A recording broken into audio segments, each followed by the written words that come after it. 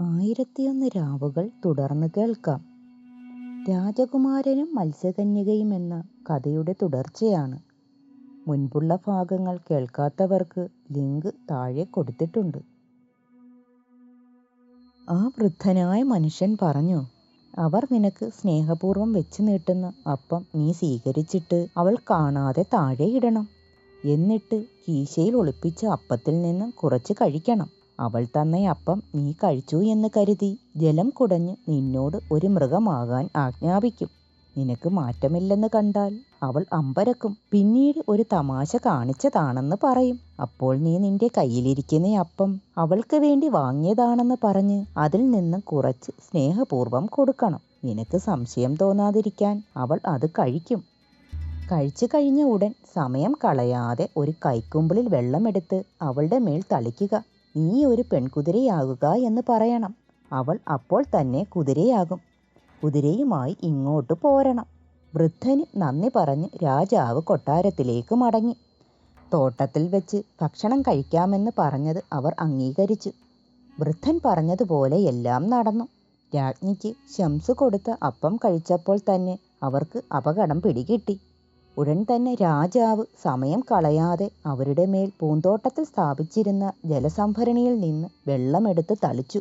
എന്നിട്ട് ആജ്ഞാപിച്ചു, പെൺകുതിരയാകുക. പറഞ്ഞു തീരേണ്ട താമസം ആ ദുർമന്ത്രവാദിനി ഒരു കുതിരയായി മാറി. കുതിരയെ കടിഞ്ഞാണിട്ട് വൃദ്ധന്റെ മുന്നിൽ ഹാജരാക്കി. ആ വൃദ്ധൻ പറഞ്ഞു, ഇതിൻ്റെ പുറത്തു തന്നെ കയറി വഴി ചോദിച്ച് നിന്റെ രാജ്യത്തേക്ക് പോകുക. ഒരിക്കലും കുതിരയുടെ കടിഞ്ഞാൻ മാറ്റരുത്. രാജാവ് കുതിരപ്പുറത്ത് യാത്ര ചെയ്ത് കുറേ ദിവസത്തിന് ശേഷം മറ്റൊരു നഗരത്തിലെത്തി. നഗരമധ്യത്തിൽ ഒരു വൃദ്ധനെ കണ്ടു.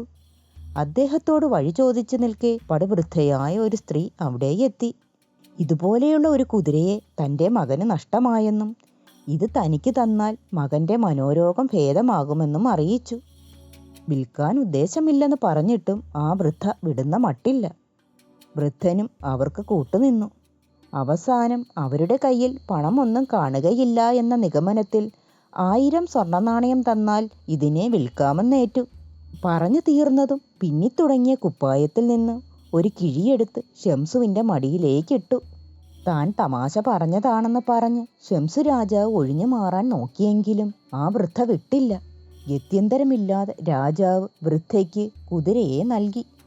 കടിഞ്ഞാൻ കയ്യിൽ കിട്ടേണ്ട താമസം അത് വലിച്ചു പറിച്ചു കളഞ്ഞു.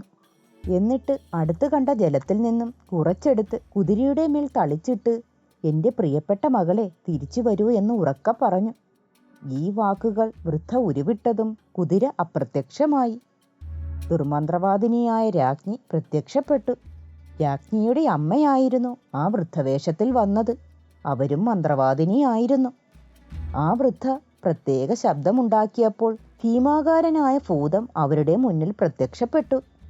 തന്നെയും മകളെയും ഷംസ് രാജാവിനെയും കൂടി ഉടനടി തങ്ങളുടെ മാന്ത്രിക നഗരത്തിലെ കൊട്ടാരത്തിലെത്തിക്കാൻ കൽപ്പിച്ചു. ഭൂതം അതനുസരിച്ചു. കൊട്ടാരത്തിലെത്തിയതും ദേഷ്യത്തോടെ കുമാരൻ്റെ മേൽ അവർ ചീറിയെടുത്തു.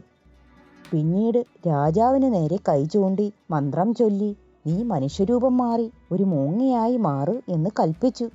നിമിഷ നേരം കൊണ്ട് തന്നെ അദ്ദേഹം ഒരു മൂങ്ങയായി മാറി. പിന്നീട് ഒരു അടിമയെ വിളിച്ച് അതിനെ കൂട്ടിലാക്കാൻ കൽപ്പിച്ചു. വൃദ്ധനുമായി അടുപ്പമുണ്ടായിരുന്ന അടിമയുവതി ഈ വിവരം അദ്ദേഹത്തെ അറിയിച്ചു. അദ്ദേഹം വേഗം ജിന്നിനെ വരുത്തി ഈ അടിമയുവതിയെ പാർസിക രാജ്യത്തിലെ ഷംസ് രാജാവിൻ്റെ കൊട്ടാരത്തിൽ എത്തിക്കാൻ ഉത്തരവിട്ടു. അവിടെ പോയി ഇവിടെ നടന്ന സംഭവങ്ങൾ പറയണമെന്നും ആ യുവതിയോട് പറഞ്ഞു. പറഞ്ഞതുപോലെ എല്ലാം അവർ ചെയ്തു. മരുമകന്റെ ദുരിതവാർത്തയറിഞ്ഞ് സാലിഹ് രാജാവ് സമുദ്രാന്തര സൈന്യത്തോടൊപ്പം മാന്ത്രിക കൊട്ടാരത്തിലെത്തി. രാജ്ഞിയെയും അവരുടെ സാമ്രാജ്യവും ചാമ്പലാക്കി. അടിമ സൂക്ഷിച്ചിരുന്ന മൂങ്ങയെ തുറന്നുവിട്ട് മന്ത്രം ചൊല്ലി പഴയ രൂപത്തിലാക്കി. സമുദ്ര സംസ്ഥാന തടവറയിൽ കഴിയുന്ന സാമന്ത രാജാവിനെ കരയിലെത്തിക്കാനും ഉത്തരവിട്ടു. അത് നടപ്പാക്കപ്പെട്ടു. വിജനമായ ദ്വീപിൽ കഴിയുന്ന കുമാരിയെയും തോഴിമാരെയും കൂടി വരുത്തണമെന്നും അറിയിച്ചു. അതും നടപ്പിലാക്കി. ആ കൊട്ടാരത്തിൽ വെച്ച് തന്നെ ഷംസുവിൻ്റെയും കുമാരിയുടെയും വിവാഹം നടത്തി. സാലിഹ് രാജാവ് സാമന്തർ രാജാവിനോടും സൈന്യത്തോടുമൊപ്പം സമുദ്ര സംസ്ഥാനത്തിലേക്ക് പോയി. സാമന്തർ രാജാവിന് സ്വന്തം രാജ്യം തിരികെ നൽകി. ഷംസുവും ഭാര്യയും 2 മാതാക്കളും പാർസിക രാജ്യത്തിലേക്ക് യാത്രയായി. കുറച്ചു ദിവസം മകളോടും കൊച്ചുമകനോടും അവൻ്റെ ഭാര്യയോടും ഒപ്പം താമസിച്ചിട്ട് ആ മാതാവ് സമുദ്ര സംസ്ഥാനത്തിലേക്ക് മടങ്ങി. എങ്കിലും വല്ലപ്പോഴുമൊക്കെ കരയിലേക്ക് വന്നുകൊണ്ടിരുന്നു. ഈ കഥ ഇവിടെ അവസാനിച്ചു. മറ്റൊരു കഥ അടുത്ത ഭാഗത്തിൽ കേൾക്കാം.